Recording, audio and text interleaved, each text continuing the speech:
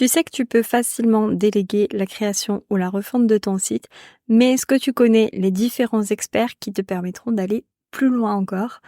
Eh bien, c'est le sujet de l'épisode du jour. Hello, moi, c'est Émilie, développeuse web chez Whitestag, agence web.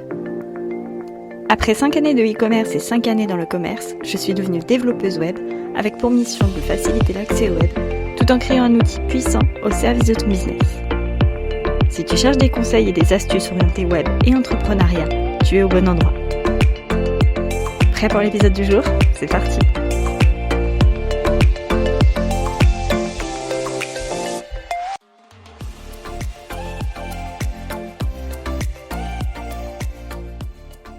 Hello! On est déjà au 4e jour de ces Happy Hours.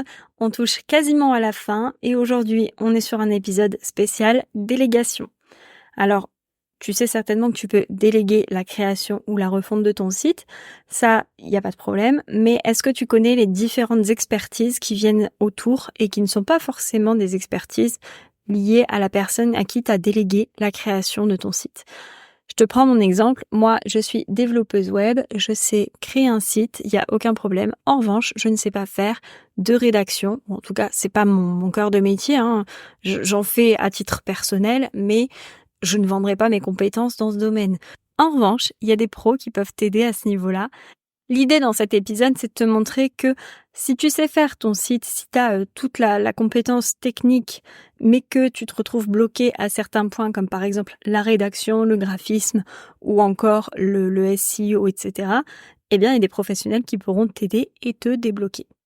On commence avec le premier, l'un certainement des plus connus, le copywriter. Alors le copywriter, c'est celui qui va écrire des textes, non pas dans un but de référencement, mais plutôt dans un but de persuasion de ton visiteur. Là, l'objectif des contenus rédigés par le copywriter, c'est de convaincre et de convertir ton visiteur en client.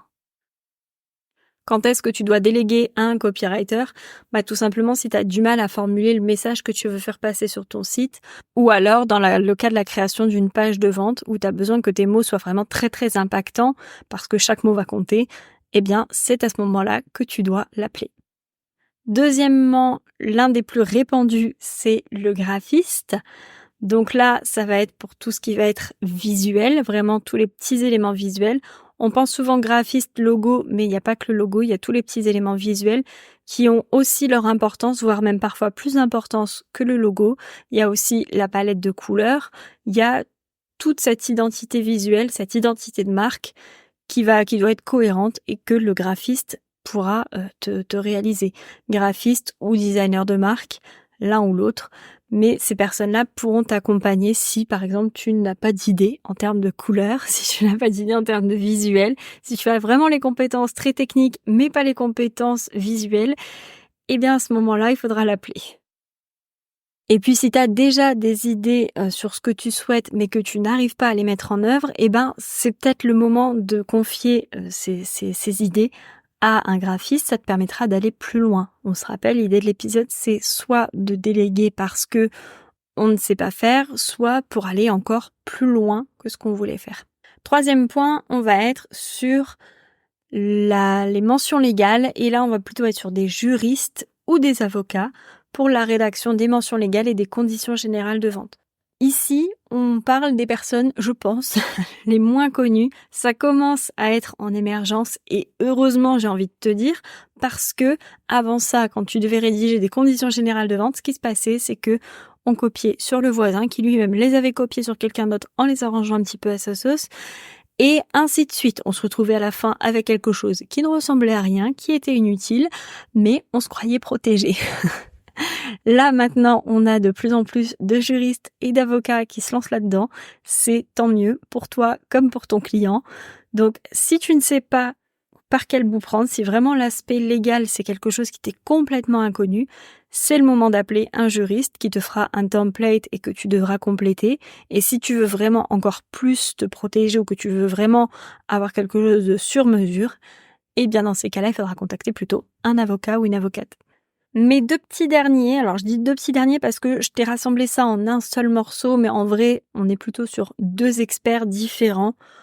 On va parler de tout ce qui va être référencement. Donc, il y a les experts SEO. Donc, ça peut être sous forme de rédacteurs SEO qui vont te donner les bons mots-clés à utiliser pour mieux référencer ton site. Mais aussi les publicitaires, alors les experts en publicité, tout ce qui va être ads, donc les Google Ads ou encore les publicités sur les réseaux sociaux. C'est pareil, c'est en train d'arriver de plus en plus. Là aussi, c'est très bien parce que souvent, on se retrouvait perdu. On mettait toutes nos billes dans la même pub, dans la même campagne de pub, avec 0 résultat. Une campagne de pub mangée en une journée. Et c'était vraiment la galère. Donc là, si l'idée, c'est une fois que tu as terminé ton site et que tu avais toutes les compétences nécessaires et que ça t'a pas posé de difficultés, mais que tu souhaites par exemple avoir un meilleur référencement, eh bien c'est vers ces experts-là qu'il faudra te tourner. Je pourrais en rajouter un petit dernier qui n'est pas forcément propre au site web. Tu peux l'avoir dans plein de cas de figure différents.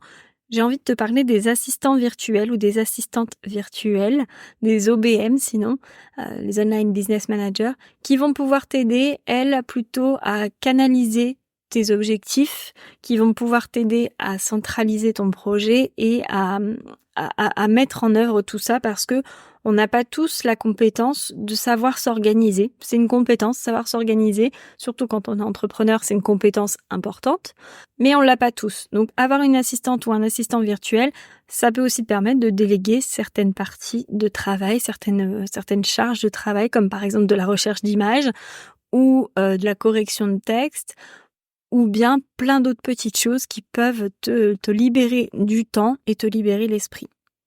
L'idée de cet épisode, c'était de te montrer qu'à chaque étape de la création de ton site, il peut y avoir quelqu'un pour t'aider, il peut y avoir une personne qui va t'accompagner, peu importe ta difficulté. Nous, on se retrouve demain pour le dernier épisode de cette semaine Happy Hours. Dans ce dernier épisode, on va parler du lancement du site. Bah oui, ça y est, maintenant qu'on a fait un petit peu le tour de toutes les étapes, eh bien c'est le moment de lancer ton site. Et je vais te donner les petites choses à vérifier, le dernier petit check-up à faire avant de le mettre en ligne. En attendant, je te souhaite une très belle soirée et je te dis à demain!